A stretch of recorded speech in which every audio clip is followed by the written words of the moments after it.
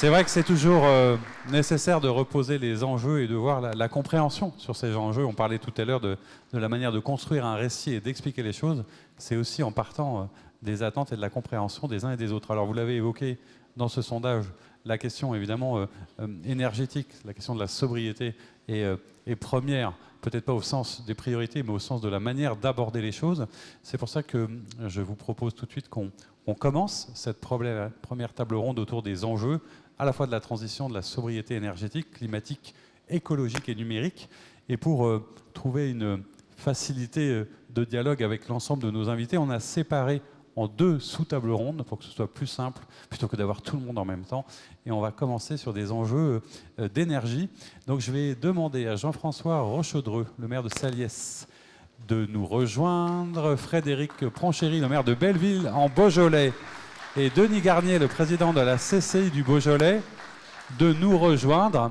Merci à vous, messieurs, du coup, d'inaugurer ce moment de réflexion.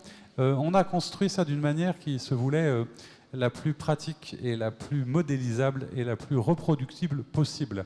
C'est-à-dire que l'idée, dans un timing assez court, puisqu'on a beaucoup de choses à aborder, c'est d'être le plus précis possible sur ce que vous faites concrètement et la réalité de ce que vous vivez, et puis la manière dont vous avez décidé d'aborder les sujets qu'on va traiter ensemble pour peut-être inspirer ceux qui sont ici dans la salle pour pouvoir le reproduire chez eux ou l'adapter ou vous poser des questions tout à l'heure. Peut-être que, et puis c'est moi qui choisis du coup, donc je vais commencer avec vous, Denis Garnier.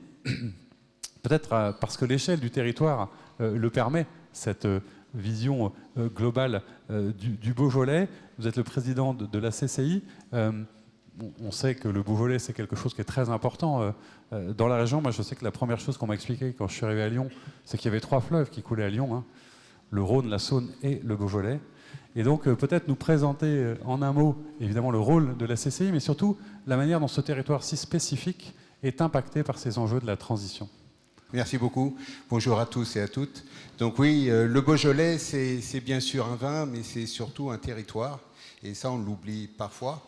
Donc le Beaujolais, pour la CCI, c'est un territoire à travailler et à faire collaborer au travers de l'ensemble de sa diversité. Alors je vais essayer de décrire le Beaujolais en quelques mots. Le Beaujolais a 4 étages, je dirais. Il y a un étage supérieur, les 500 à 1000 mètres, où on va retrouver du pâturage et beaucoup de forêts. Alors, ça ne se sait pas toujours, mais le Beaujolais est un producteur de bois très important. Ensuite, on a les niveaux intermédiaires, c'est-à-dire de 200 mètres à 500 mètres, on va retrouver les vignobles, que tout le monde connaît, avec des paysages extraordinaires et qu'il faut absolument préserver dans le cadre des transitions et des équipements écologiques que l'on pourrait mettre. On a l'étage du bas, c'est-à-dire le Val-de-Saône, on va retrouver les villes, les agglomérations, les activités industrielles et aussi tous les moyens de locomotion.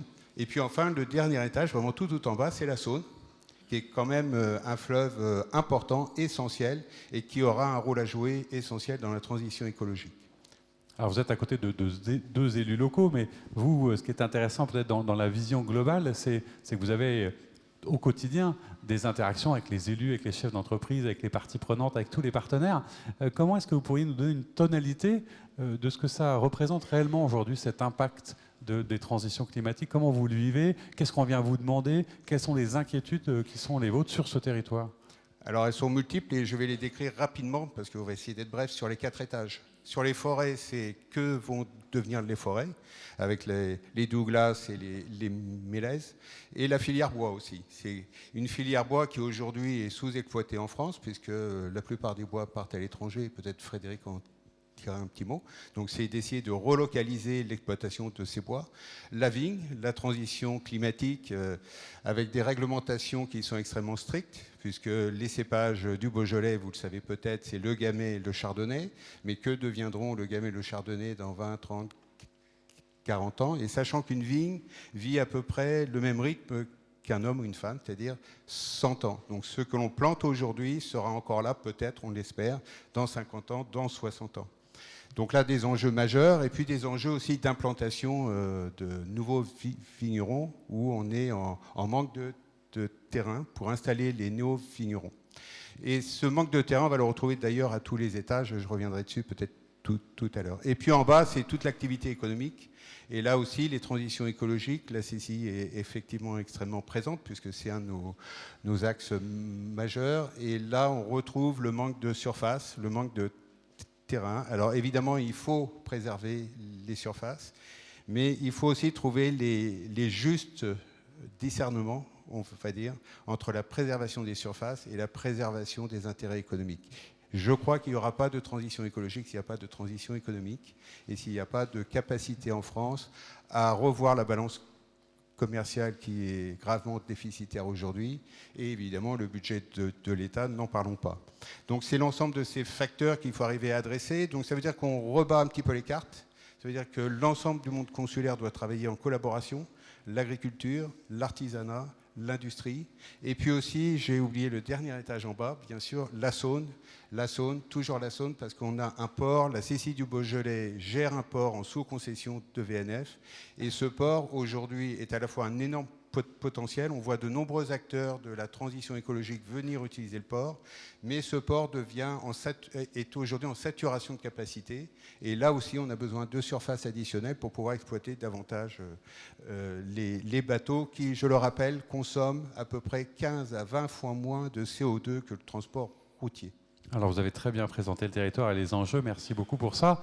En un mot, puisqu'on est aussi ici à la fois pour avoir un constat lucide, mais en même temps des perspectives, des pistes de solutions, d'inspiration, comment vous vivez cette transition et qu'est-ce qu'il y a comme piste de solutions? Vous avez dit la coordination, le travail de tous, vers quoi vous vous dirigez pour affronter ces enjeux et qu'est-ce qui vous semble utile de mettre en œuvre concrètement?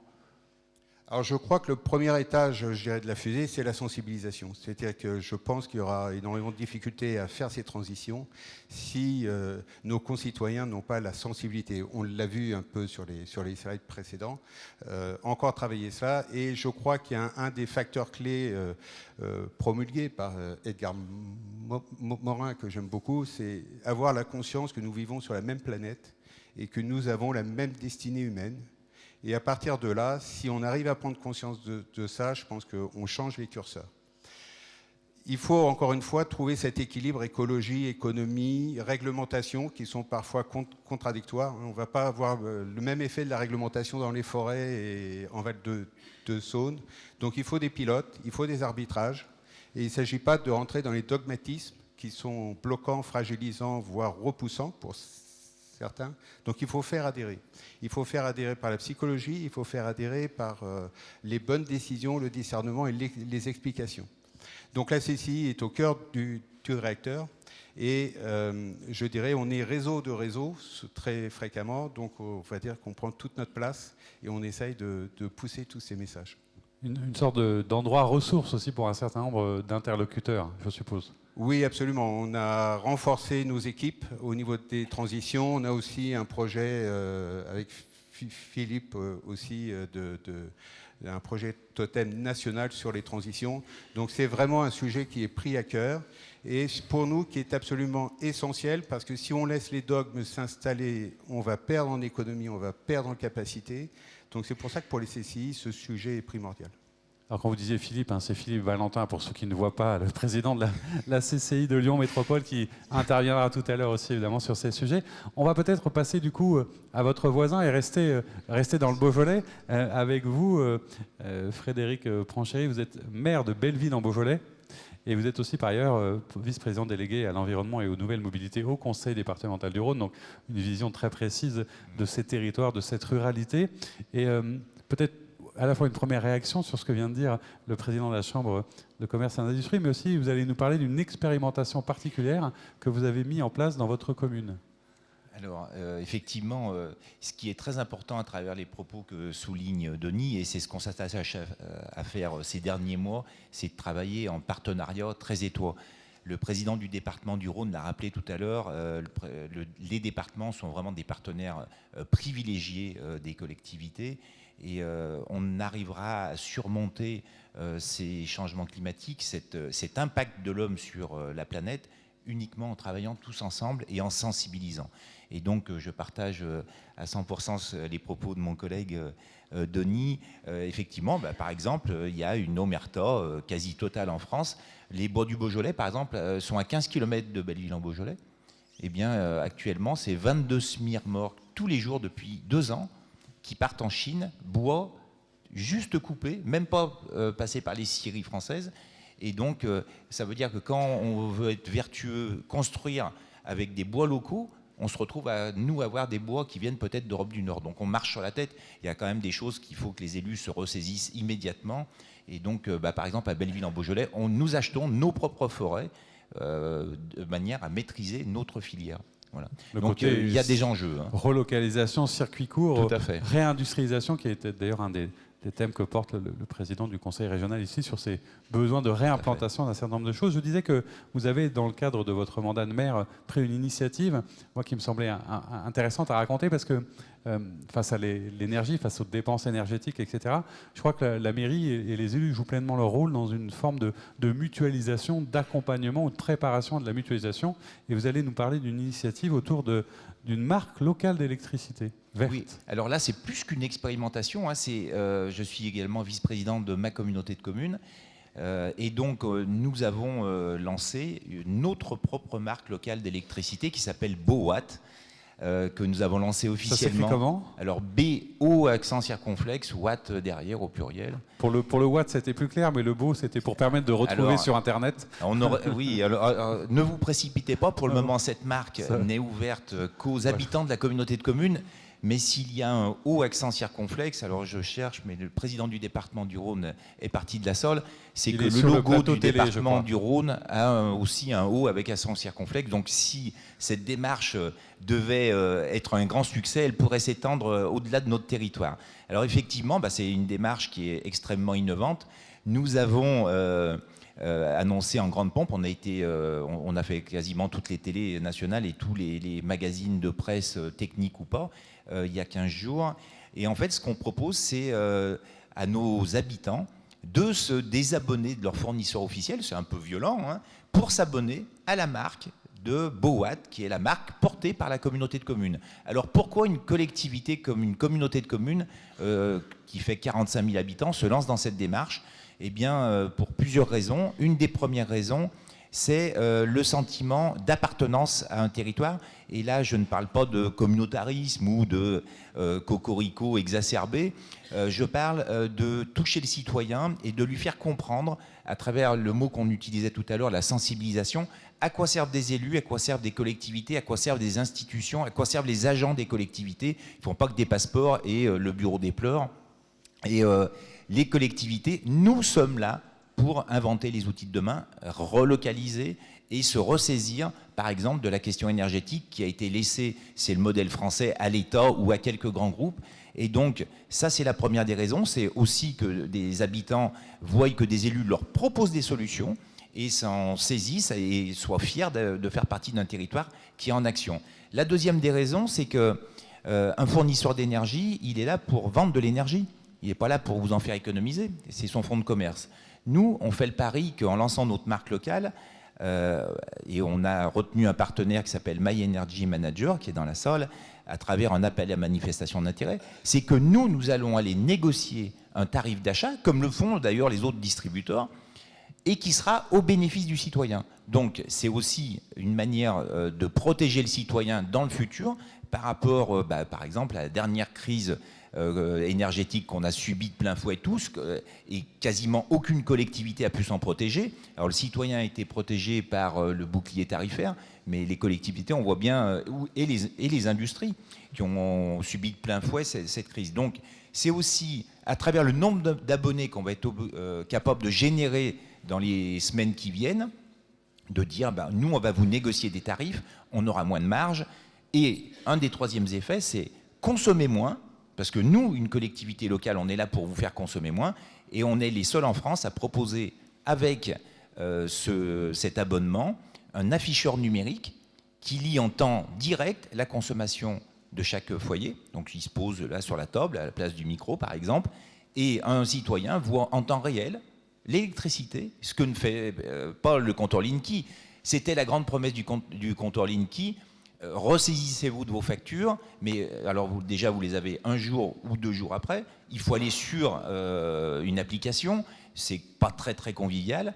Et donc, nous, vous avez la lecture directe transcrite en euros. Et vous, donc, votre action, vous la mesurez en temps réel. Et si le matin, vous vous levez et vous vous dites, mais tiens, c'est bizarre, cette nuit, j'ai consommé tant d'euros ou tant de kilowatts, eh bien, c'est qu'il y a peut-être un problème. J'avais rien laissé éclairer.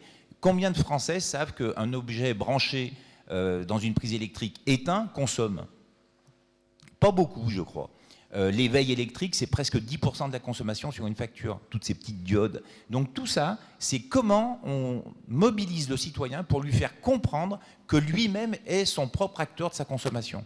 Et donc avec l'afficheur numérique, c'est pas une... Alors c'est une nouveauté en France, mais par exemple, il y a 9 millions de foyers en Grande-Bretagne qui l'utilisent, et c'est près de 25% d'économie si quelqu'un se saisit vraiment du côté ludique de l'afficheur numérique. Je crois que c'est très très clair. Il y a à la fois donc une démarche, une initiative, montrer un petit peu que les élus s'emparent des sujets. La mutualisation, moi j'ai l'impression que c'est vraiment une tendance au sein des collectivités. Je pense au maire de Mornan qui avait fait quelque chose autour d'une mutuelle intercommunale. Je me souviens avoir interrogé un maire du Loir-et-Cher qui, avec un citoyen, faisait des achats groupés de fuel, etc. Donc on voit une logique un peu de mutualisation. Comment, j'en profite par rapport à l'étude qui a été faite par le Cercle des élus locaux, comment vous réagissez, vous, en tant que maire, par rapport à ce que semblent raconter les citoyens sur la manière justement dont vous vous emparez ou pas de cette transition? J'ai même trouvé que les citoyens qui avaient répondu à ce sondage étaient encore gentils, parce qu'il y a beaucoup de collectivités qui ne se sont pas encore saisies. Ça a peut-être été aménagé par Étienne. Oui, je ne sais pas si les personnes ont été triées, mais je crois que c'est même en dessous. Il y a encore beaucoup de collectivités qui ne sont pas passées. Alors, tout le monde a envie d'y aller, mais de quelle manière on y va? Y aller seul, c'est extrêmement difficile. Donc, on revient sur la mutualisation, le partenariat très étroit qui doit se faire avec l'ensemble des acteurs d'un territoire. Et donc, je crois que c'est même en dessous. Les collectivités ne sont pas encore assez engagées dans ces thématiques-là. Je ne parlerai pas de l'État qui nous envoie des signaux favorables, défavorables, contraires et qui change la donne en permanence. Et donc, c'est quand même difficile de surfer pour les collectivités. On ne pourra gagner ces paris que collectivement. Alors, on va partir un peu plus loin du Rhône, mais pas très très loin dans l'esprit et le partage avec vous. Jean-François Rochdreux, vous êtes maire de Saliès, vice-président délégué à la collecte et au traitement des déchets, au plan climat territorial et à l'économie circulaire, c'est dire si vous êtes dedans au quotidien, à la communauté d'agglomération de l'Albigeois. Alors, vous allez vous aussi nous parler d'une initiative très précise, mais peut-être, comme pour monsieur le maire, peut-être une réaction sur l'enjeu, sur le quotidien qui est le vôtre, sur la manière dont vous vivez ces transitions au sein d'une interco, par exemple. Bien, bonjour à tous. Je vais d'abord resituer pour ceux, puisque je ne suis pas régional, Saliès. Saliès, c'est je ne vais pas dire une petite commune, parce que j'ai bien entendu qu'il n'y en avait pas de petite. Une commune de 850 habitants, en périphérie d'Albi. Voilà, donc Albi, au nord de Toulouse, patrimoine mondial de l'UNESCO pour sa cathédrale. Donc effectivement, je suis très content d'entendre aussi des maires qui prennent des initiatives. On doit trouver chacun dans son territoire les solutions locales qui permettent de cette fameuse transition. Alors après, évidemment, nous on a réfléchi de façon conceptuelle, j'allais dire, comment repenser un peu nos façons de faire, nos façons de consommer, etc. au niveau de la collectivité. Mais donc ça doit forcément se traduire, et on est là pour l'expliquer, par des actions concrètes. Donc c'est réfléchir de façon globale pour reprendre, et puis agir de façon locale, mais de façon concrète qui marque des résultats, qui montre des résultats, qui montre que cette transition, on peut la faire à l'échelle d'une commune, d'une petite commune, et qu'on voit vraiment des résultats. Pour nous, c'est important de montrer des résultats. Ensuite, comment on sensibilise la population? Alors nous, on a la chance d'avoir une université à Albi, et on a sollicité les étudiants, et on a l'avantage, puisqu'on a environ 300 foyers, qu'on peut aller interroger tout le monde. Donc on a demandé aux étudiants, interroger les habitants sur ce qu'ils pensent, et notamment dans notre esprit, on voulait tendre vers de l'autonomie. Alors j'insiste beaucoup, l'autonomie ne veut pas dire l'autarcie, on ne veut pas se replier sur nous-mêmes, mais simplement l'autonomie, ça permet de se ressaisir un peu, de prendre en main son destin, et son destin sur l'énergie, c'est effectivement important. Alors là, c'est des choses qu'on avait fait bien avant la crise énergétique. Donc les habitants, bon alors là c'est un sondage grandeur réelle, hein, on a vu qu'ils étaient sensibilisés, qu'ils faisaient leurs petits éco-gestes aussi, et que ça leur parlait. On a été rassurés sur ce qu'on voulait faire, donc on s'est dit maintenant qu'est-ce qu'on fait concrètement, hein, parce que c'est bien gentil de parler, mais maintenant il faut passer à l'action. Bon, on a réfléchi à partir du triptyque sobriété, efficacité, énergie renouvelable. Donc la première des choses qu'on a essayé de faire, c'est de dire sur tous les bâtiments publics, comment on fait pour diminuer nos consommations, rénovation de l'habitat, isolation, etc. Sensibiliser aussi les enfants de l'école, hein. On a une école, donc je viens faire des interventions une fois par an à l'école pour expliquer ce que c'est la sobriété, pourquoi il faut éteindre, qu'est-ce que vous faites, etc. Et puis, au bout d'un moment, effectivement, on a quand même de l'énergie à consommer. Donc, on a réfléchi comment on peut, à notre échelle, prendre en main notre destin sur l'énergie et de quoi on dispose pour produire notre propre énergie. Et alors, pourquoi est-ce que le photovoltaïque, du coup, est apparu comme une piste? Peut-être à cause du climat. Alors, effectivement, on a la chance d'avoir un climat plutôt ensoleillé. Mais même si on fait un peu plus de 2 km², on n'a quand même pas des territoires extensibles. Qu'est-ce qu'on avait comme possibilité à disposition en termes d'énergie renouvelables? Le soleil. Et puis le photovoltaïque, c'est ce qu'il y a quand même de plus simple à mettre en œuvre. Mais par contre, c'est un inconvénient, et la palisse dirait pas mieux, c'est quand il n'y a plus de soleil, il n'y a plus de production. Donc c'était une des questions qu'on s'est posées, c'est comment on peut prolonger notre autonomie pour essayer justement de produire cette électricité, y compris au moment où on en a souvent besoin, c'est-à-dire quand il n'y a plus de soleil. Et du coup, l'idée c'est de stocker l'énergie. Voilà, donc l'idée qui paraît logique, c'est de dire comment on fait pour stocker l'énergie. Alors tout le monde sait que stocker l'électricité, c'est quelque chose de compliqué. Et puis en même temps, on réfléchissait à une démarche éthique. On ne voulait pas non plus consommer des ressources, hein. Vous avez rappelé que je suis vice-président en charge de l'économie circulaire. Donc il vient un peu dans ma mission aussi de faire attention à l'économie circulaire. Donc on a la chance sur le territoire, à Castres, à 50 km d'Albi, d'avoir une entreprise qui s'est posé les mêmes questions, qui réfléchit à tout ça et qui a monté un process industriel pour dire on peut avoir du stockage sur des batteries, et ces batteries, qu'est-ce qu'on va faire? C'est utiliser les batteries de véhicules électriques. Donc vous savez que les batteries de véhicules électriques ont une durée de vie relativement courte. Il y a besoin d'énormément d'énergie pour lancer la voiture, etc. L'ennemi de la voiture, c'est le poids, donc on ne peut pas rajouter des batteries les unes derrière les autres. Donc des batteries qui fonctionnent encore, même si elles ont diminué de 20% leur efficacité, peuvent être utilisées d'autres manières.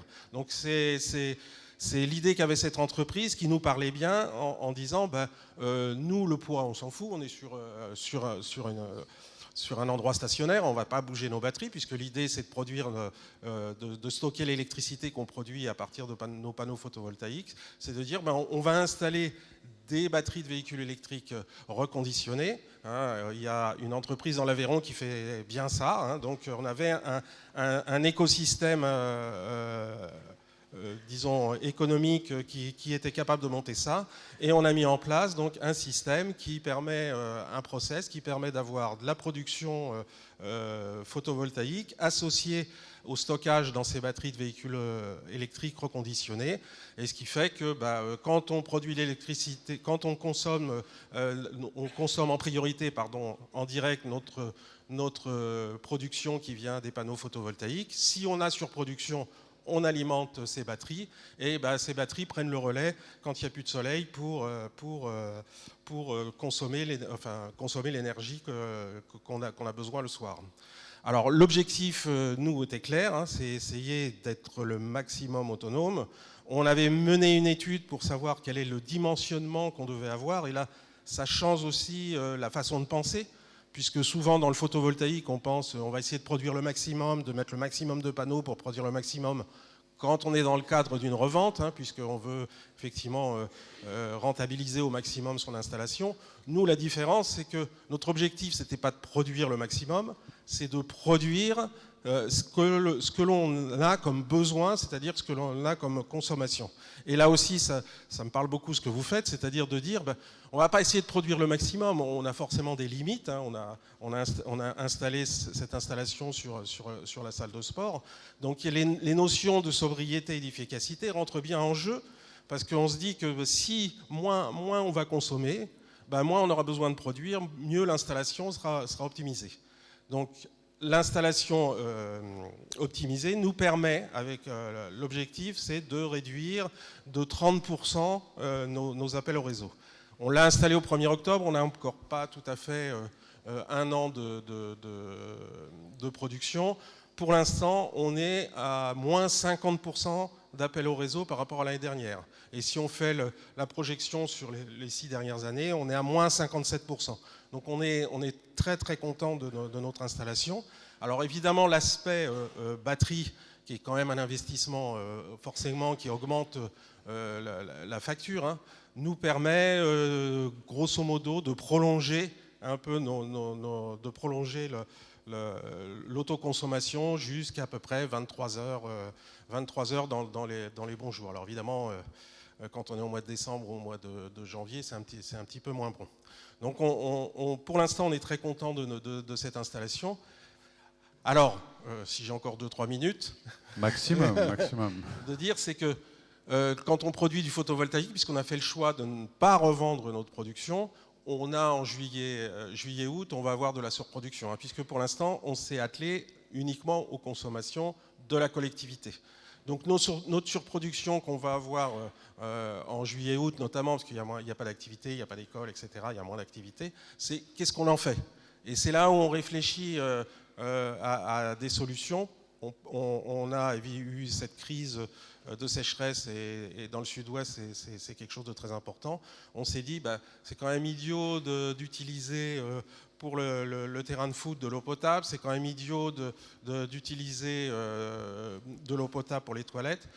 Donc la configuration de l'endroit s'y prêtait bien. On va récupérer l'eau l'hiver et pendant la pluie et on va la remonter avec des pompes électriques alimentées par le photovoltaïque et le stockage d'énergie pour alimenter les toilettes et une partie de l'arrosage du SAD. Très bien, c'était très très clair, à tous les trois d'ailleurs. Je me dis que là on est bien. Je vais me tourner vers la salle parce que l'idée c'est aussi peut-être de participer ou de faire participer. Est-ce qu'il y a une question qui sert le collectif sur une des 2 ou 3 initiatives qui ont été présentées, qui vous démange? Après vous aurez le temps d'aller les voir et de leur parler, mais si c'est aussi une manière de vous rendre actif si jamais il y avait une demande précise. Ah, voilà un courageux, vous aurez un supplément peut-être pour le déjeuner ou quelque chose comme ça. Je vais venir vers vous avec le micro, là, voilà, ça va aller plus vite.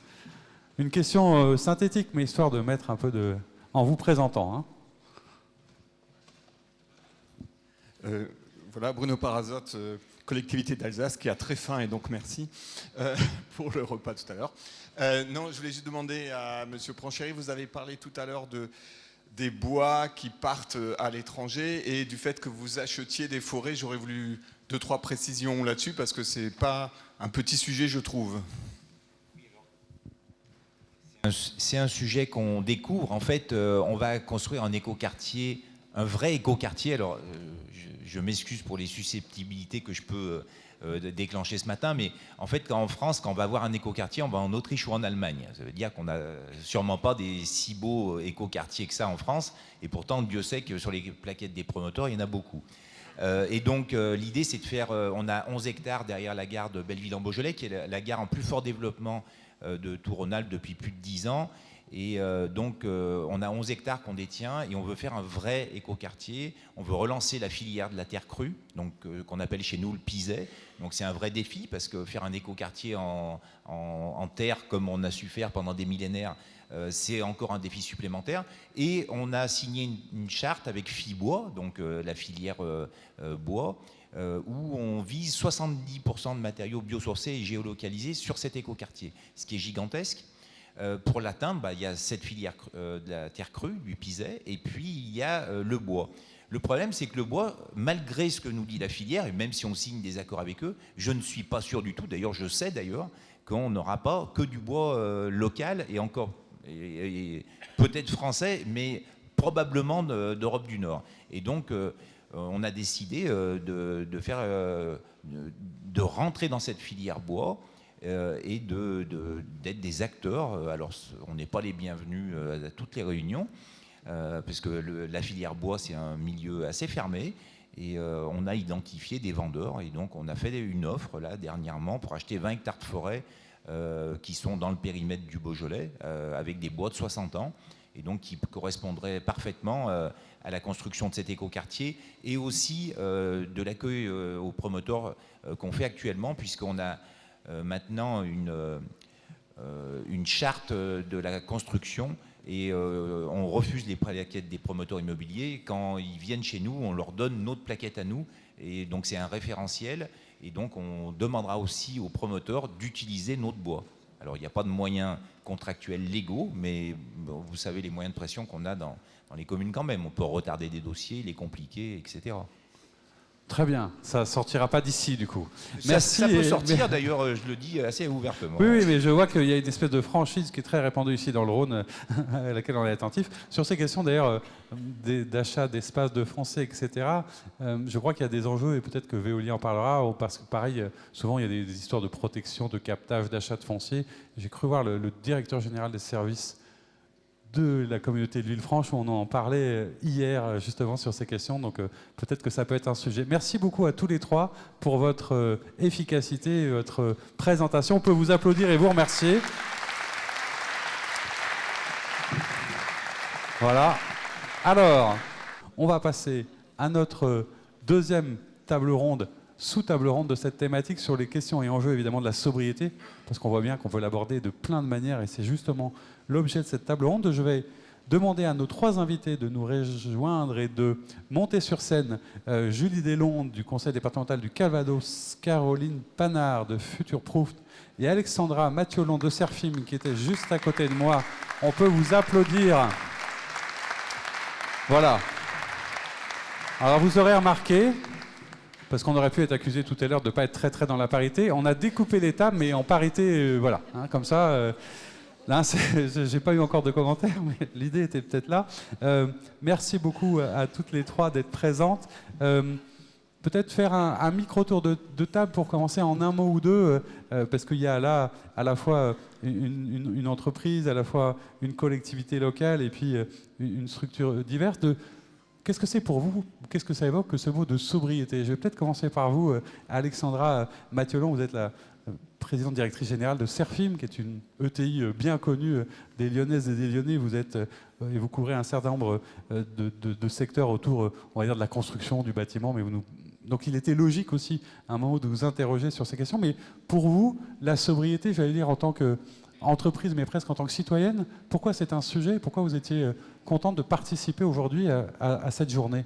Bonjour à toutes et tous. Je suis ravie d'être là pour cet événement. Effectivement, Serfim, donc ETI, 2700 collaborateurs sur toute la France aujourd'hui. On a la chance dans nos métiers des travaux publics, de l'environnement, des technologies de l'information et de la communication, finalement de toucher à l'ensemble des enjeux autour des limites planétaires, que ce soit en matière évidemment de CO2 dont on parle beaucoup, mais aussi en matière de ressources, en matière de pollution, en matière d'eau, de biodiversité, et de pouvoir travailler sur l'ensemble de ces enjeux.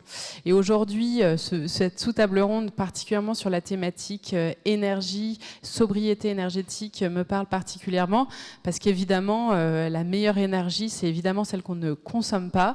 Et donc, bien sûr, c'est travailler pour moi en tant que citoyenne et en tant que dirigeante d'entreprise sur tout faire pour limiter les consommations, transformer les usages. Donc, on parle aussi là de beaucoup de comportements. On touche à l'humain et puis bien sûr comment la technologie peut aussi nous aider à diminuer les choses et à améliorer aussi l'efficacité de tous nos outils, nos bureaux, la mobilité bien sûr, mais aussi nos outils de production.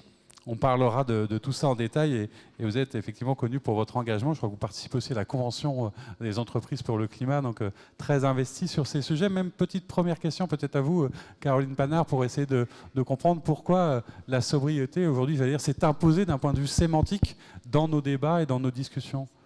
Bonjour, bonjour à toutes et tous. Caroline Panard, directrice France de Futureproof, qui est un service numérique qui accompagne les collectivités dans la réalisation de ces structures légales qui accompagnent ces petits projets. On parle d'un projet de photovoltaïque, un projet de mutuelle. Mais finalement, l'État nous donne des cadres, que ce soit le PCAET, le CRTE, l'agenda 21. Et pour moi, cette sobriété-là, elle s'exprime dans la traduction de ces grands cadres, qu'ils soient nationaux ou européens, aux facteurs humains locaux. Finalement, vous travaillez dans des territoires, quelle que soit l'échelle, et les premières personnes auxquelles vous êtes confrontés, ce sont vos collègues, ce sont à la fois des profils de techniques, à la fois des élus, et c'est d'abord avec ces personnes-là que vous allez devoir négocier, travailler ensemble, et ce facteur humain-là, parfois, il n'est pas conjugable avec les cadres structurants de l'État, parfois il l'est, et il y a des entreprises, c'est justement sur cet espace-là que nous essayons de dynamiser le travail et de permettre à tout le monde de travailler ensemble et d'évaluer correctement son impact à cette échelle-là. Alors, même question à votre voisine Julie Deslandes. Vous êtes conservatrice générale du patrimoine et directrice des archives départementales au Conseil départemental du Calvados. Quand on vous parle de sobriété, qu'est-ce que ça veut dire? Et puis vous nous raconterez après ce que vous avez mis en place comme initiative autour des données numériques notamment. Bonjour, donc oui, j'ai l'honneur de représenter aujourd'hui le département du Calvados et exerçant ce métier exotique, je pense pour vous tous, d'archiviste départemental. Évidemment, je ne peux m'empêcher, en pensant à la sobriété, de faire référence aux lieux dans lesquels nous nous trouvons, qui sont pour du coup assez foisonnants et qui ne sont pas un modèle de sobriété. On est dans ce qu'a fait le Second Empire, la révolution industrielle, voilà. Et aujourd'hui, on doit inventer une nouvelle manière de faire, en effet, qui soit malgré tout belle, désirable et sans doute plus sobre. Donc c'est évidemment un sacré défi et on est dans cette perspective historique aussi, je crois, et d'une transition évidemment dans le temps très long, on le sait tous. Et pour revenir au projet de sobriété numérique porté par le département du Calvados, la sobriété numérique sur le stockage des données, j'aurai l'occasion de développer un peu ce qu'on a fait, qui est assez original à certains points de vue. Évidemment, c'est une partie assez faible des enjeux de l'impact numérique pour l'environnement. Mais malgré tout, ce n'est pas anecdotique, ça fait partie de la solution. On a coutume de dire, je crois, je ne suis pas experte, mais je m'intéresse beaucoup à ces sujets, que la sobriété, c'est 10% de l'effort, c'est 10% de la solution. Donc évidemment, on voit bien que ce n'est pas beaucoup, qu'il y a beaucoup d'autres choses à trouver, y compris des solutions techniques, des solutions technologiques. Je crois que c'est aussi ce qui vous rassemble ici. Mais la sobriété fait partie de la solution et il faut aussi savoir la mettre en œuvre, ce qui demande aussi, et on l'a tous évoqué jusqu'à maintenant, un accompagnement au changement et donc un effort pour ne pas être dans la culpabilisation et pour donner à tous des outils pour participer en fonction des moyens dont ils disposent et c'est ce que le département a essayé de faire. Oui, c'est intéressant d'ailleurs de replacer, vous l'avez bien fait, dans un contexte à la fois historique, dans un contexte de société, c'est-à-dire que le terme de sobriété ne veut pas dire la même chose ici, ailleurs et à une autre époque, et de rappeler aussi peut-être que ce que j'entends dans ce que vous dites, chacun peut prendre, j'allais dire, sa part, c'est-à-dire que même quand l'impact semble faible au demeurant, la contribution de tous sert le collectif, c'est un peu l'état d'esprit qui est le vôtre. Alors peut-être si on rentre dans le détail de ce que représente au niveau du Conseil départemental du Calvados des archives, ces histoires de données, de gestion de données, ça représente quoi, comment, et comment vous êtes allé vers cette sobriété numérique des données et des archives? Donc on a participé en fait pour les archives à un projet transversal qui impliquait de nombreux services du département. La communication interne, c'était aussi une opération de communication interne et de management. donc le top management du département, le DGS, mais aussi les services numériques, bien sûr, et donc les archives, puisqu'effectivement, les archives conservent des parchemins dont les plus anciens datent pour nous du 2066 de Guillaume le Conquérant, mais nous sommes aussi impliqués dans la gestion des données, dans l'archivage numérique, et donc dans la manière dont on doit aujourd'hui gérer les données. Donc l'ensemble des données pour un département, pour le Calvados, avec 3000 agents et 2000 agents connectés, ça représente, alors mon collègue des services numériques n'aime pas du tout parler de ces chiffres-là, c'est un peu comme moi, quand je dis combien il y a de mètres linéaires ou de kilomètres linéaires dans mon bâtiment, il m'explique que c'est beaucoup plus compliqué que je le crois, mais en gros, c'est 17 téraoctets seulement de données, et c'est beaucoup plus, évidemment, si on ajoute tous les processeurs qu'il faut pour faire tourner la machine. Les services numériques du département, le département ayant choisi d'internaliser complètement le stockage sur 2 data centers. Et donc, on a accompagné la DSN et l'ensemble du management du département sur une opération de giga-déstockage dans le cadre des Clean-up Digital Day que vous connaissez, donc 2 années de suite, avec un résultat assez intéressant, puisqu'on a réussi sur 2 ans, 2 années de suite, à éliminer plus d'1 téraoctet de données, ce qui représentait donc pas tout à fait les 10% qu'on espérait, mais en revanche, une année à chaque fois, l'équivalent de la création d'une année de données. Donc c'est quand même pas anecdotique de réussir à diminuer, alors qu'on sait que d'ici 2050, je crois, d'après l'ADEME, l'impact environnemental du numérique pourrait augmenter de 60%. Donc dans une perspective d'explosion du nombre de données, on arrive 2 années de suite à supprimer l'équivalent d'une année, alors même évidemment qu'on continue à produire. Avec derrière une forte implication des agents, beaucoup de séances de formation, à peu près de 25 à 30% des agents qui sont inscrits dans des équipes pour participer, et 50% des agents qui ont participé à des séances de visio sur le sujet, 150 à 200 agents formés chaque année. Donc une réussite assez intéressante et structurante pour un département qui souhaite faire de la transition environnementale un des piliers importants de sa vision Calvados 2030. Donc la sobriété numérique,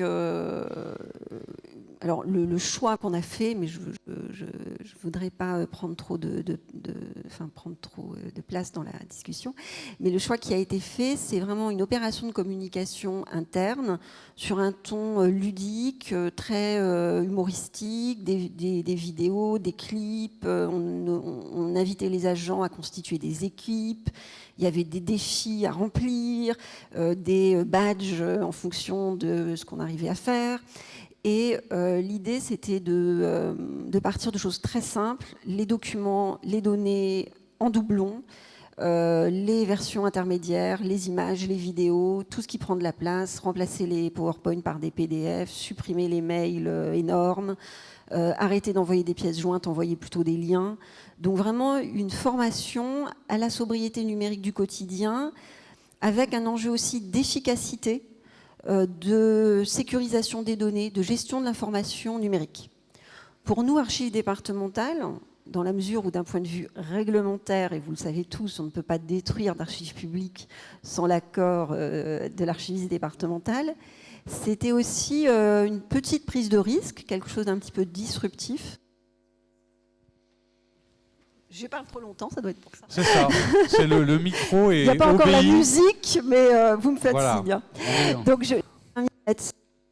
C'est parce qu'il faut enlever votre main de l'antenne en bas. Ouais, montez votre main plus haut. Voilà. Donc pour nous, archives départementales, la petite prise de risque disruptive, c'était de ne pas parler d'enjeux réglementaires, de bordereaux d'élimination, de bordereaux de versement, et au contraire, vraiment de pousser la dynamique et de dire aux gens, allez-y, allez-y, voilà, vous conservez beaucoup trop de choses qui peuvent être détruites, tout en disant aux collègues, bien sûr, c'est de la donnée publique, c'est de la donnée importante, il ne s'agit pas, évidemment, de faire n'importe quoi, mais en réalité, mes collègues de la DSI nous ont dit qu'ils avaient eu quelques petites documents à récupérer, des collègues un peu paniqués qui disaient « j'ai trop jeté, récupérez-moi ça en urgence », mais c'était relativement faible. D'accord. Voilà. Écoutez, en tout cas, merci pour ce témoignage. Je sais que vous avez des petits films vidéo qui racontaient tout ça, mais techniquement, c'était compliqué de les montrer là, mais on peut les trouver quelque part et vous nous raconterez où les gens qui auront envie iront les regarder. Tout à fait. Le département a fait le choix aussi de rendre cette communication ouverte pour ceux qui souhaitent s'en inspirer. Le slogan, c'est « Et ton tri, t'as pris le pli ». On devait tous apprendre à le dire. Donc voilà, c'était assez amusant. On a fait des photos. Enfin bon, je vous passe le détail. Mais voilà, On peut aller les voir. Donc. Faire de la sobriété en s'amusant, et on peut aller les voir, et on peut se renseigner auprès de la com du département pour aller plus loin et s'en inspirer. Merci beaucoup pour ce témoignage. Je vais demander à votre voisine, Caroline Panard, peut-être de reprendre la main sur ces questions et ces enjeux. On l'a vu, de la sobriété numérique, c'est-à-dire de ces choses qui ne sont pas forcément visibles, avec une technologie qui est aussi au service et qui peut être une solution. Et je crois que c'est un peu ce que vous développez dans votre activité, c'est la possibilité, grâce à des outils, d'aider et de mieux accompagner les collectivités, notamment à travers, je crois, ce qui concerne un plan climat, par exemple. Exactement. Pour vos projets locaux de transition écologique, il y a plusieurs types de données, j'ai envie de dire. Il y a celles qui font l'état de l'art de où vous en êtes pour le moment. Celles-ci sont réalisées souvent par de l'audit externe. Et ces données-là, souvent, vous avez déjà un petit décalage. Alors, on n'est pas sur le temps de Guillaume le Conquérant, mais on est déjà sur 2 à 3 ans de décalage. Sur un plan climat qui dure 6 ans, par exemple, ça commence à faire un tiers du plan climat. Donc, on part déjà avec un doute sur où on se lance. Et puis, il y a aussi les données qui qualifient votre impact, les actions, les choix que vous prenez. Est-ce que ce sont les bons et quand vous allez pouvoir en retirer les bénéfices? Parce que là, il y a un enjeu à la fois d'investissement, il y a un enjeu politique aussi de satisfaction. On l'a vu au départ de la journée avec ce sondage. Et donc la question des données qui qualifient votre impact, mais aussi l'état de votre territoire, elle est essentielle. Et c'est pour cela que la pertinence d'un outil numérique, alors là, c'est plus du tout un gadget. C'est vraiment, il est question de pouvoir en direct évaluer son impact. Et aussi aller chercher ses pairs avec l'impact qu'on a sur nos territoires. Parce que on pense peut-être la donnée comme quelque chose de très technique, réservé aux connaisseurs, mais finalement, à mon sens, et c'est comme ça qu'on le développe dans la plateforme Futureproofed, la donnée, les indicateurs, que ce soit du CO2, que ce soit budgétaire, que ce soit l'éco-bénéfice, sont là pour aller chercher le maximum de public possible. C'est-à-dire que vous prenez peut-être des décisions qui ont un bon impact sur le CO2, par contre financièrement, qui vont être difficiles à aller défendre auprès de vos élus ou même de l'opposition. Ou inversement, il y a des mesures qui rapportent beaucoup d'argent sur un temps assez court, par contre qui n'ont pas d'impact direct sur le CO2, mais ils ont un impact sur la qualité de vie. Et c'est peut-être le message aussi que je voulais faire passer, d'aller chercher toujours ces 3 niveaux-là.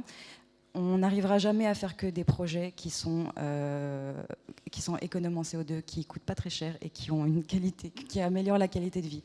Par contre, vous allez pouvoir trouver un équilibre dans ce sens, et c'est l'avantage de ce genre de plateforme, c'est pouvoir avoir une vue globale. Parfois, on est très centré sur, et c'est aussi le fonctionnement de l'administration, en silo, on travaille chacun dans nos bureaux. Et comment on fait pour avoir un pilotage global de ces stratégies et réactualiser quand ça ne va pas, quand on a pris du retard, quand il y a eu des élections entre-temps, qu'on a peut-être changé de direction, et d'éviter aussi ce stress de devoir rester sur un plan qui a été établi au départ, parce que c'est une grosse responsabilité pour les territoires, pour les collectivités. On s'est engagé auprès de l'État, de l'autorité environnementale sur un certain plan. Comment on peut gagner en flexibilité et descendre ce niveau de stress-là, tout en pouvant rapporter efficacement nos résultats à l'autorité environnementale? Alors sur ce plan climat, par exemple, qui est à la fois en fait ce qui est intéressant dans ce qu'on entend dans le cadre, c'est que l'outil est au service de quelque chose. C'est à la fois un moyen de l'évaluation, un moyen de la pédagogie, un moyen de la communication. On est vraiment sur cette logique aussi de pouvoir avoir un cadre qui permet à l'intérieur de faire. Oui, exactement. C'est aussi peut-être un message à transmettre aujourd'hui, c'est que l'outil s'adresse principalement, je veux dire, dans son utilisation, aux équipes techniques, aux chargés de mission. Simplement, ces chargés de mission, sans le soutien de leurs directeurs ou directrices généraux de service et des élus, ils n'ont pas de voix, en fait. Et c'est justement à l'intérieur de ce genre de plateforme que permet le numérique de rassembler ces personnes-là et de donner une voix à chacun avec ses atouts, et de créer aussi un maximum de cohésion dans les collectivités. C'est le facteur humain, hein, que je disais au départ. C'est que une bonne transition, elle est déjà une bonne transition humaine, c'est déjà une administration qui fonctionne bien avant même de parler de climat, finalement. Et c'est aussi des chargés de mission qui sont plus satisfaits dans leur emploi et qui vont continuer leur engagement dans les territoires. On l'a vu dans la table ronde juste avant, les élus qui étaient présents, on le voit, ce sont des personnes qui sont vraiment engagées dans la démarche-là et qui vont emporter leurs équipes dans cette mission-là, et ça redonne la place aussi à chacun, sa responsabilité dans ce plan climat ou tout autre dispositif de ce genre. Alors, emporter les équipes, valoriser, illustrer, ça tombe bien, ça me fait une transition avec vous, Alexandra Mathiolon, parce que je sais que c'est quelque chose que vous portez. Je crois sans trahir de secret que c'est aussi sur ces questions d'environnement et de management que vous avez reçu très récemment un prix de manager de l'année, puisque vous incarnez, vous illustrez aussi ces propos. Est-ce que c'est, quand on a une entreprise de la taille de la vôtre, aussi un élément clé, amener les gens à la sobriété, ça passe par l'incarnation, l'illustration, la pédagogie ? Alors en partie, bien sûr, je pense que c'est aussi beaucoup de choses de bon sens, beaucoup de choses qui sont parfois en place, qu'il faut renforcer, qu'il faut diffuser au plus grand monde et encourager, j'allais dire, tout le monde à se poser la question finalement à chaque moment. Peut-être une des difficultés qu'on peut voir, c'est vraiment que c'est une multitude d'actions à mener. Donc en fait, on rentre dans quelque chose qui est à la fois assez passionnant, mais aussi un peu complexe, parce qu'on va toucher, comme je le disais, à la dimension humaine, technologique, et on doit embarquer tout le monde dans ce processus. Donc pour nous, c'est deux choses en fait. Il y a vraiment tout ce qu'on va faire d'abord en propre et puis ce qu'on va pouvoir faire pour nos clients. Et justement, dans toutes nos actions, il y a déjà tout ce qu'on peut faire en matière de patrimoine. Hein. On le sait, en termes de sobriété énergétique, là, on peut avoir notamment beaucoup d'impact en matière de patrimoine, en matière de consommation énergétique de nos bâtiments. Et là, on voit en fait que c'est évidemment l'extinction lumineuse, que ce soit par l'humain ou par la technologie, que ce soit des luminaires, des enseignes lumineuses, bien sûr. C'est évidemment toute l'intelligence qu'on peut amener dans les consommations énergétiques en matière de chauffage et de froid urbain. Et en fait, voilà, se donner finalement une forme d'exigence, et pour ça, faire de la pédagogie, expliquer et être le plus ludique possible, comme cela a été très bien dit. Et un des impacts pour nous, bien sûr, évidemment, notre consommation de patrimoine est importante à l'échelle évidemment de la France. Nous, en tant qu'entreprise et au sein de Serfim, on va être principalement sur des enjeux de sobriété énergétique en matière de mobilité et en matière d'outils de production.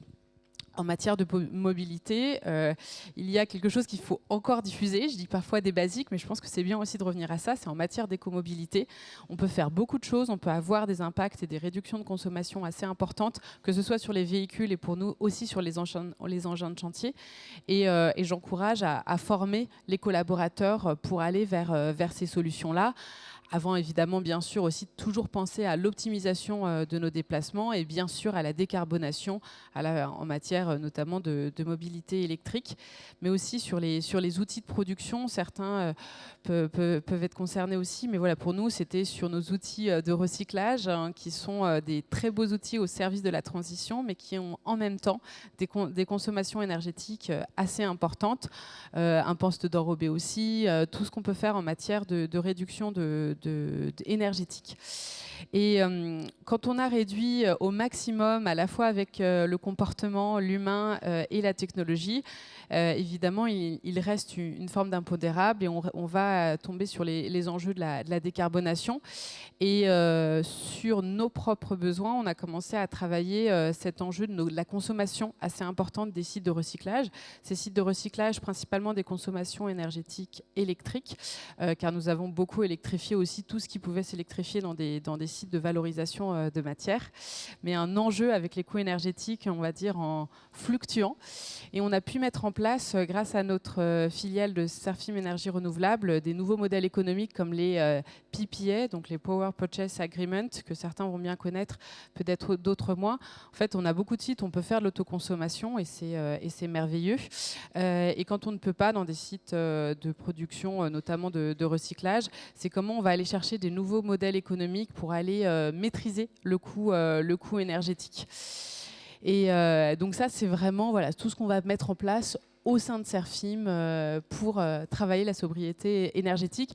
Et sur la partie peut-être engagement des collaborateurs, ça l'a été déjà bien mentionné, mais il y a évidemment tout ce qu'on peut faire en matière de déploiement de la fresque du climat qui permet de travailler cette sensibilité-là, en tout cas par la compréhension de la complexité aussi du sujet et qui peut être fait de manière extrêmement pédagogique. Et puis bien sûr la mesure avec le bilan carbone et la mesure des données.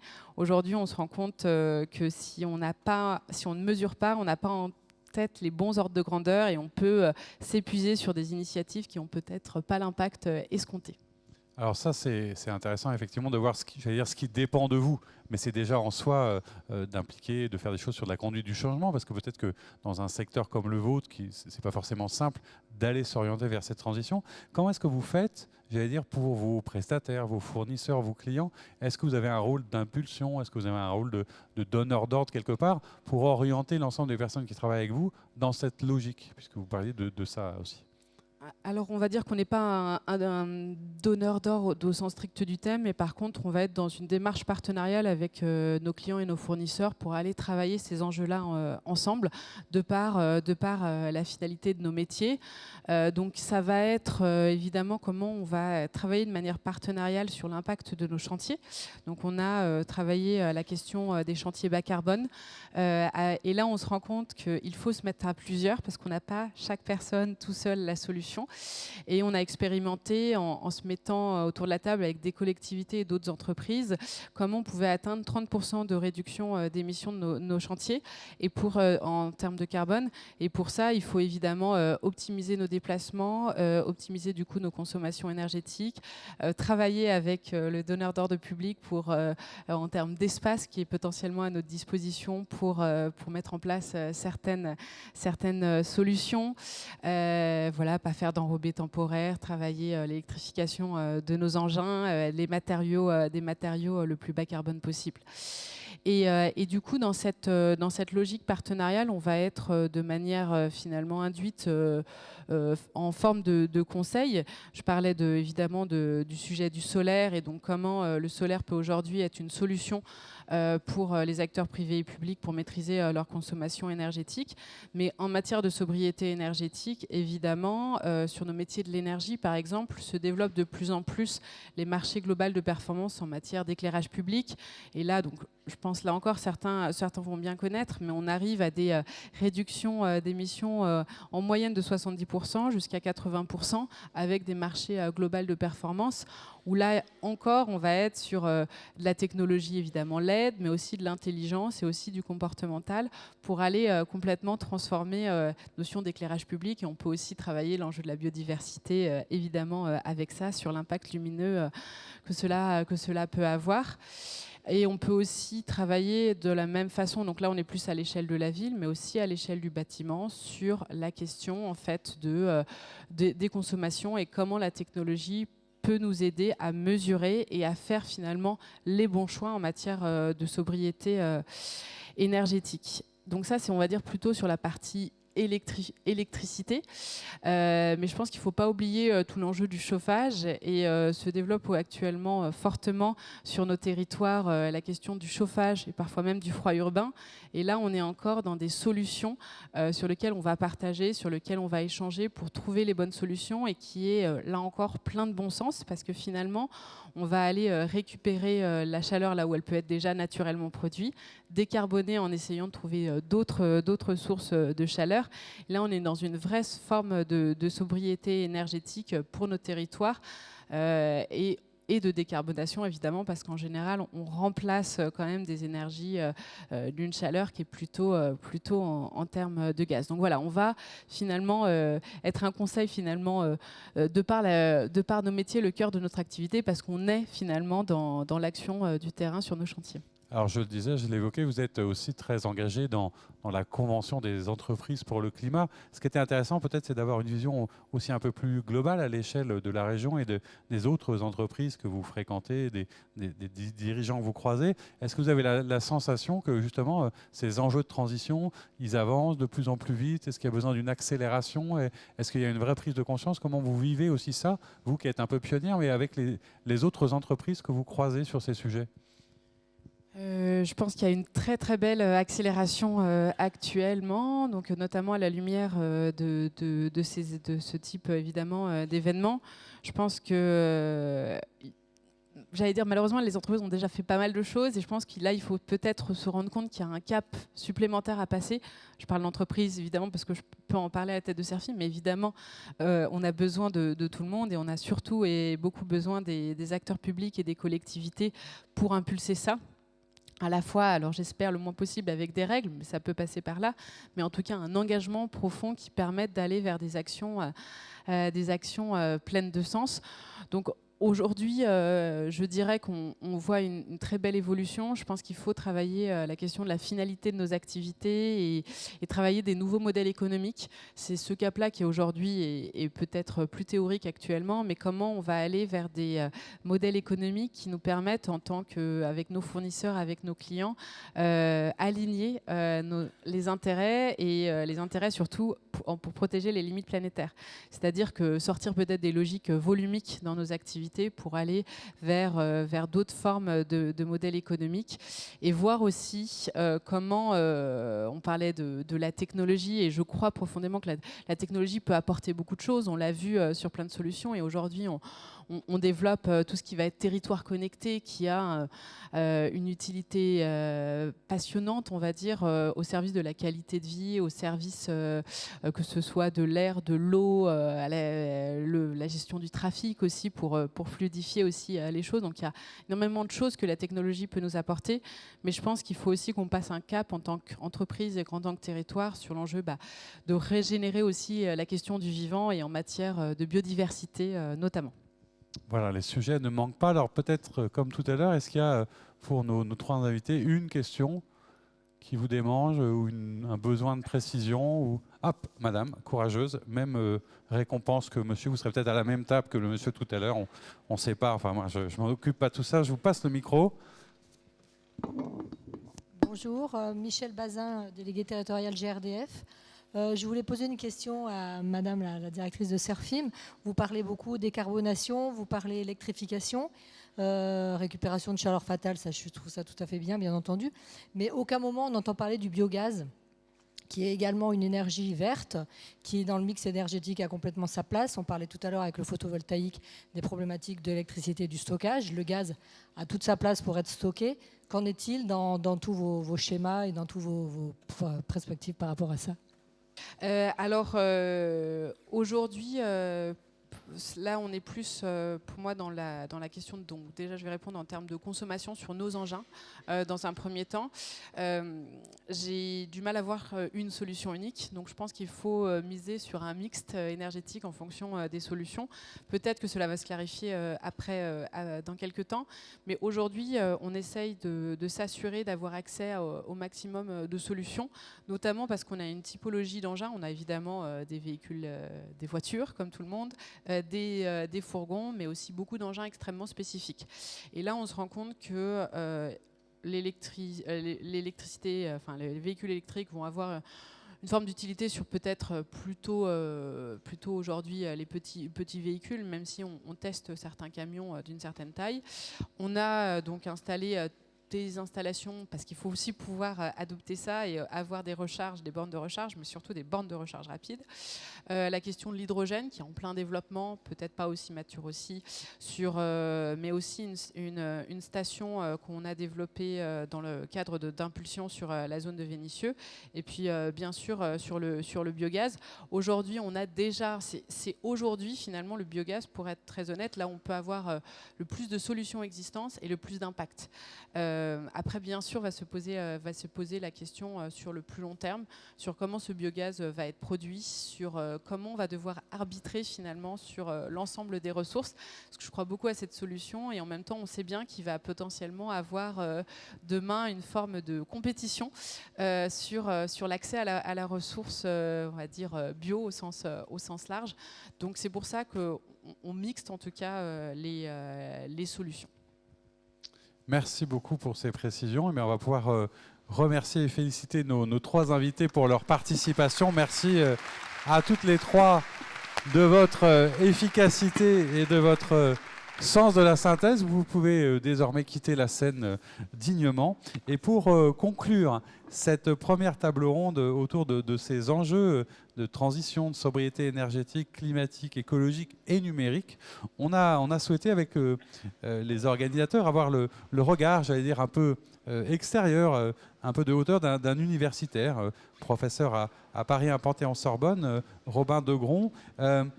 Alors, vous êtes un petit peu pas tout à fait le local de l'étape, mais je crois me souvenir que vous avez fait vos études pas très très loin. Et l'idée, c'est là encore avec la liberté qui est la vôtre, celle de l'universitaire et du chercheur, de peut-être nous interpeller pendant une dizaine de minutes et de nous parler de ce fameux budget vert, notamment, que l'on voit émerger comme une préoccupation de nos collectivités locales. C'est à vous. Merci Frédéric. Merci à Philippe Delmonel et Olivier de Bravois de m'avoir confié à cette belle manifestation. Ils savent mon attachement au Val-de-Loire, mais ils ne savaient pas que j'étais né à Grenoble et que j'ai fait une grande partie de mes études supérieures à Lyon. Donc c'est avec beaucoup de joie et d'émotion que je suis avec vous ce soir. Alors, le budget vert, qu'est-ce que c'est et quels sont les écueils ? On va forcément toucher à la transition écologique et à ses contradictions en évoquant le budget vert. Le budget vert, qu'est-ce que c'est ? Symboliquement et techniquement. Symboliquement, c'est un joli mot. Budget. Budget, c'est un état prévisionnel des recettes et des dépenses. C'est sérieux. Ça renvoie à vos budgets primitifs, à vos comptes administratifs, parfois au contrôle budgétaire exercé sur demande du préfet par la Chambre régionale des comptes du ressort. C'est du sérieux, le budget. C'est le cœur de votre administration locale. C'est du dur. Et vous avez des équipes dures pour travailler sur ces sujets-là. Vert, c'est plus léger. Vert, c'est la couleur de l'espoir. C'est le verdissement, c'est l'écologie. Et donc, budget vert, c'est un excellent outil de communication politique. Et ça peut n'être qu'un outil de communication politique. C'est un premier risque qu'il va falloir envisager. Le budget vert, techniquement, c'est un peu compliqué en réalité. Parce qu'en fait, un budget vert, et c'est assez bien, j'allais dire, documenté par la littérature, notamment par l'OCDE, par l'université qui commence à s'emparer de ces questions-là. J'écris beaucoup sur ces questions-là qui sont passionnantes et qui renouvellent notre approche des finances publiques. Le budget vert, fondamentalement, c'est un outil d'aide à la décision. Ce n'est pas une baguette magique.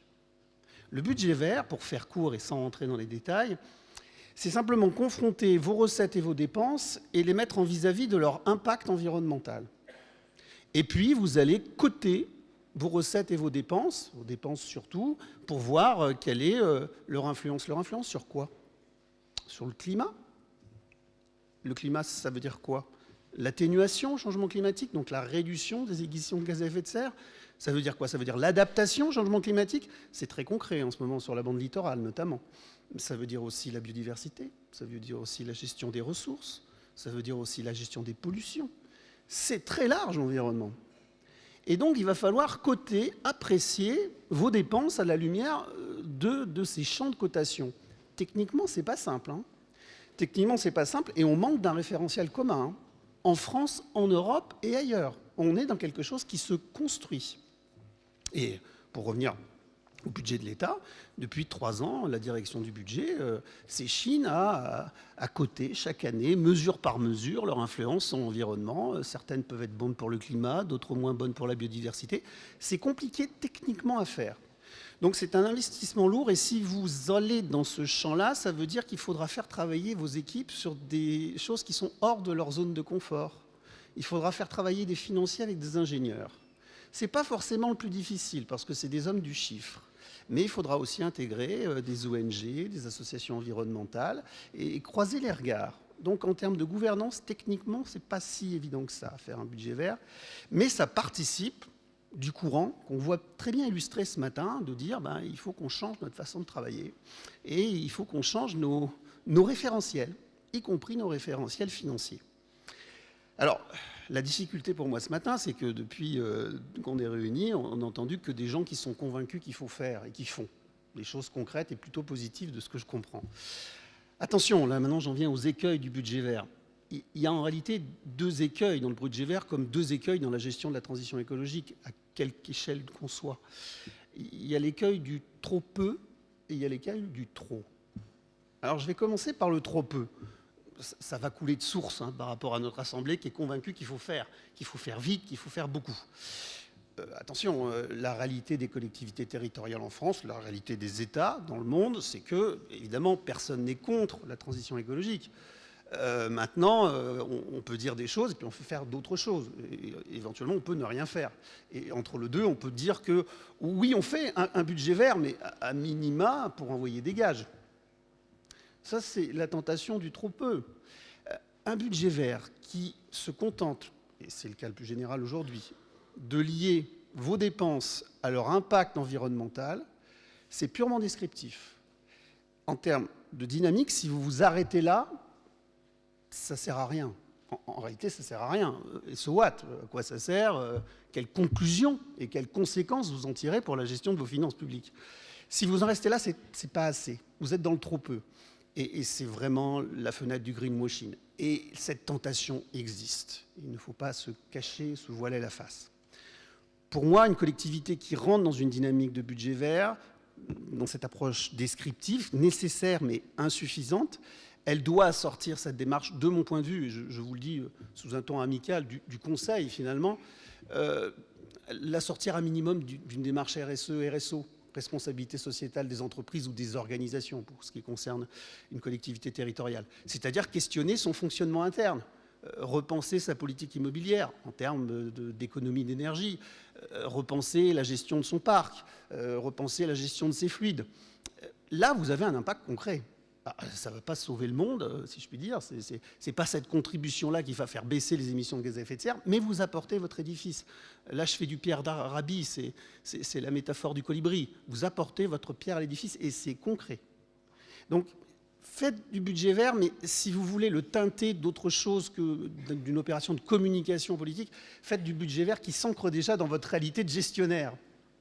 Ce qui est relativement lourd, quand on dit comme ça, en passant, revoir votre politique immobilière, isoler, tout de suite on embraye sur des crédits d'investissement lourds. Vous avez des ressources propres, vous avez une fiscalité encore, au moins dans le bloc local communal, vous avez des prêts, de plus en plus, de la Banque des Territoires, du groupe de la Banque Postale aussi, qui est une banque à mission et qui s'investit beaucoup dans ces questions-là. Bref, les financements sont là. Maintenant, il faut les mobiliser.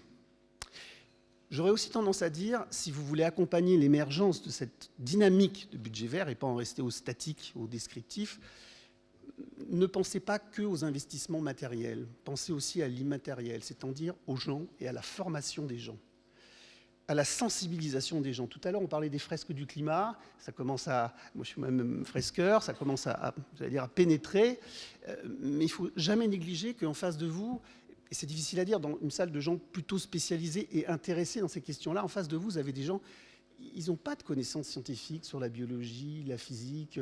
C'est pas d'anciens forestiers, ils vivent pas dans les forêts. C'est des gens souvent qui sont urbains, qui travaillent dans le social, dans l'électronique, que sais-je. Ne pas négliger la formation, ou à minima l'information, la sensibilisation des gens, parce que ça ne coule pas de source. Les gaz à effet de serre, la biodiversité, ça implique une petite technicité quand même, une petite connaissance scientifique. Donc voilà, moi, mon conseil pour éviter le trop peu et essayer d'enrichir le portefeuille budget vert. Maintenant, et ce n'est pas forcément la partie la plus simple de mon intervention, je voudrais tout de même attirer votre attention sur le trop. et sur le rythme de la transition écologique. Alors là, je ne parlerai pas en tant que magistrat des comptes, c'est une maison dont j'ai l'honneur de servir, mais elle me donne beaucoup, elle me forme beaucoup. Je ne parlerai pas comme universitaire, avec la liberté de ton universitaire, je parlerai en tant que haut fonctionnaire. J'ai été à France Stratégie en 2018-2019. J'ai vu l'État vaciller. Et pas très loin de chez vous, en Haute-Loire, en Puy-en-Velay, j'ai vu un président de la République qui était face à une insurrection. La France a vacillé. Et les symboles de la France, l'Arc de Triomphe, souvenez-vous. C'est pas si loin que ça. Et je ne suis pas totalement sûr qu'on ait pleinement tiré les conséquences et les conclusions de cela. Parce que la Convention citoyenne, d'une certaine façon, pour des questions complexes sur lesquelles on peut revenir, a finalement détourné la crise des Gilets jaunes vers une loi écologie-résilience, j'allais dire plus royaliste que le roi, paradoxalement. Donc on est à un moment où le risque du trop point. Tout à l'heure, monsieur le maire, monsieur le président du Cercle des élus, cher monsieur Langereau, vous évoquiez le fait que nos concitoyens les plus modestes pouvaient pâtir d'une transition écologique mal menée. Je vous rejoins et j'ajoute qu'à travers une ZFE ou une ZAN, vous ne touchez pas les citoyens les plus modestes. Vous touchez le cœur de la classe moyenne française. Vous touchez le rapport des gens à leur logement et à leur mobilité. Vous touchez à l'essentiel. Donc attention, parce que pousser une logique de budget vert jusqu'au bout, ce que je crois positif, mais positif dans la nuance, c'est de dire quoi? Prenons le budget de l'État, puisqu'il a le plus d'avance. Vous avez des dépenses fiscales dites brunes dans le budget de l'État, qui sont des soutiens à la consommation des carburants. Gasoil non routier, gasoil routier, le gasoil dont ont besoin nos agriculteurs.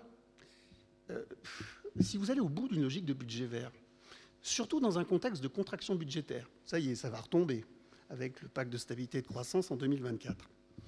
Bah écoutez, vu de loin, il faut faire des économies. Ah bah, la question environnementale me pousse à remettre en cause mes dépenses brunes.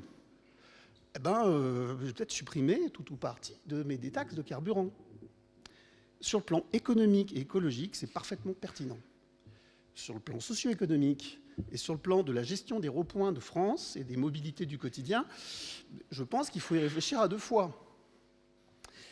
Rapporter à une collectivité territoriale. Et pensons au département. Moi, c'est une collectivité, je trouve qu'on parle trop peu, qui est centrale dans la vie quotidienne de nos Français. L'action des départements, c'est l'action sociale et c'est la voirie. Vu de loin, la voirie, bon, bah écoutez, ça sert à quoi? Des véhicules thermiques, des camions? Est-ce que c'est bien une priorité? Est-ce que ça participe vraiment de la transition écologique? Vu de loin et de façon très technocratique, vous pouvez être tenté de répondre non. Je vous invite, amis des départements de France et amis du bloc communal, qui gère aussi une grande partie de la voirie, à continuer d'investir sur le routier. Parce que c'est les mobilités du quotidien, parce que c'est l'équilibre de notre BTP, c'est parce que aussi, concrètement, si un jour on a un parc de véhicules électriques, il faudra quand même bien le faire rouler sur quelque chose. Et si possible, sur une voirie à peu près correcte. Pour ceux qui connaissent l'Afrique, voyez ce que c'est qu'un pays qui n'investisse pas dans sa voirie. Baladez-vous au Sénégal, vous allez voir la difficulté du quotidien des gens. Donc attention au trop. Mais attention au trop, ça ne veut pas dire ne pas faire. Ça veut dire, et à mon avis, c'est la question clé pour un budgétaire comme pour un ingénieur, c'est la question du temps. À quel rythme on fait? Et aujourd'hui, et ça renvoie à des questions budgétaires pour les collectivités territoriales, les gens n'ont pas, en général, de solution alternative à la mobilité carbonée. Sauf ceux qui vivent dans l'hypercentre de Paris ou de Lyon, qui peuvent faire du Vélib ou du métro, ou du tram. En général, quand vous vivez, et vous êtes souvent allé chercher du foncier pas cher à 20-30 km des villes, vous êtes prisonnier de votre voiture. Alors des pistes existent. La loi sur l'avenir des mobilités, enfin le programme sur l'avenir des mobilités présenté par la Première ministre fin février, revient sur la promesse du président de la République de développer des RER métropolitains. Excellente idée. Sauf que construire un RER métropolitain, le ticket d'entrée au bas mot, c'est 1 milliard d'euros, et il faut un peu de temps pour trouver les emprises, pour développer le projet. Ça ne se fait pas comme ça. Ce n'est pas en 2025 que vous aurez les RER du quotidien. Donc, pensez à ne pas faire trop, surtout trop vite, et adapter le pas de la transition et le pas de vos choix budgétaires à la possibilité d'absorption par les territoires. En termes techniques, et je m'en terminerai là, il y a un outil qui est intéressant. Alors là, on m'a demandé de travailler, de parler des budgets verts, c'est la notion de budget durable. Vous savez peut-être, on en parle très peu en France en réalité, alors que c'est une franca lingua internationale, existe depuis 2015 ce qu'on appelle les objectifs de développement durable. C'est une matrice, une grille d'analyse des politiques publiques pensée dans une logique de transition écologique, mais qui n'oublie pas objectif 1, la pauvreté, objectif 2, l'agriculture, objectif 3, la santé, objectif 4, l'éducation. Après, les questions climat arrivent, hein, objectif 13, et la biodiversité aussi, 14 et 15. Mais c'est une grille d'analyse complexe, moi j'y travaille donc je suis à l'aise dedans, mais complexe, c'est vrai, mais qui permet au moins d'avoir un garde-fou, de se dire, dans chaque acte de décision publique, comment je me situe dans les ODD. Ce que je fais sur le climat, est-ce que c'est positif pour la santé? Ce que je fais pour la biodiversité, est-ce que c'est positif pour l'agriculture? Et comment je lis les choses ensemble? Donc, penser budget durable aussi.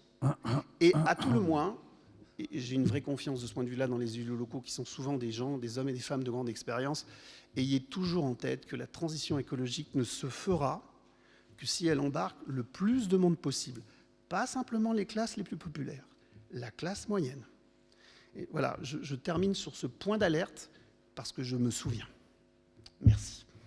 Merci beaucoup, Robert Degron, pour ces propos. Et puis, vous restez avec nous. De toute façon, un certain nombre de personnes viendront certainement poursuivre avec vous. Mais c'était important de prendre à la fois la hauteur, la technicité et puis l'humanité qui est la vôtre à travers ce que vous venez de nous raconter.